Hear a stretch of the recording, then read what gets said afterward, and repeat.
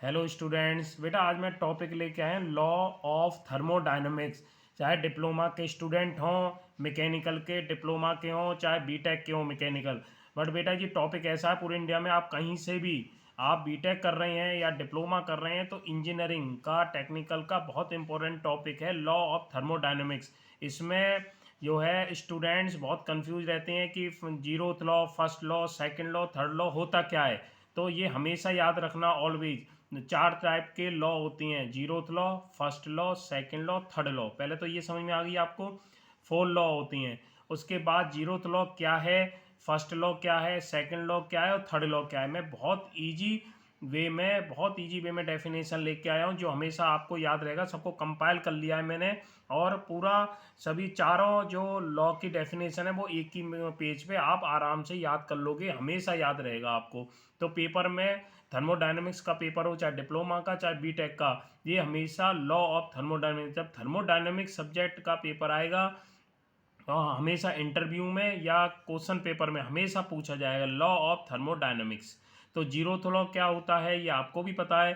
To system अगर equilibrium में रखी हैं तो टू सिस्टम अगर in equilibrium with a third system are in thermal equilibrium each other, तो क्या होगा, दो सिस्टम अगर इक्विलिब्रियम में तो तीसरी थर्ड बॉडी भी क्या होगी, इक्विलिब्रियम, थर्मल इक्विलिब्रियम में हो जाएगी ऑटोमेटिक।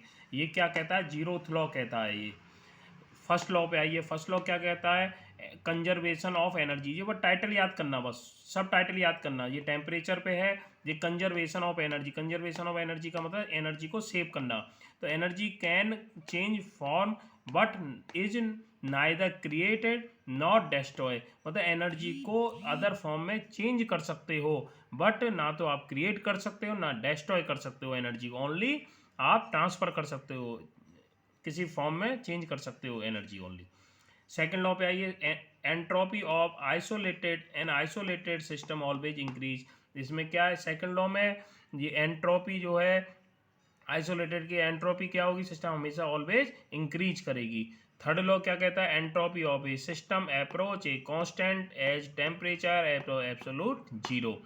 तो ये चार टाइप के लॉ हैं, ये हमेशा आपको डेफिनेशन हमेशा याद रहेगी इसकी। आप बस ये थोड़ा सा माइंड में याद रखिए कि सर ने बताया था 4 टाइप के लॉ थे और ये डेफिनेशन है और डायग्राम वगैरह तो सब आपको नोटबुक में सब मैं बताऊंगा आगे। पर ये डेफिनेशन जो इसका जो कॉन्सेप्ट है वो आपको पता होना चाहिए। तो इससे बेटा अच्छी लगी हो वीडियो तो प्लीज़ शेयर जरूर करो, अपने दोस्तों को ग्रुप में शेयर करो जिससे औरों को भी नॉलेज मिल सके। ये प्रॉब्लम रहती है लॉ ऑफ थर्मोडायनेमिक्स और बहुत इंपॉर्टेंट टॉपिक है ये। Okay student, thank you.